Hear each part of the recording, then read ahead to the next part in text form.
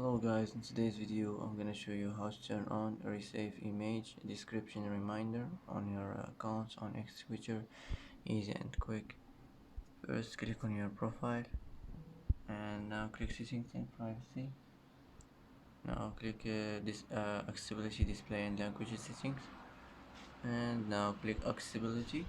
Here you will find it, Receive Image Description Reminder. Just click on it like this and it will be turned on, and that's it for today.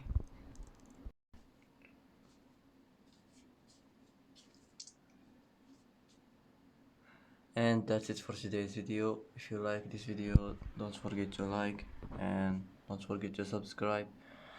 I hope this video is helpful for you, and thanks for watching till the end, and see you in the next video.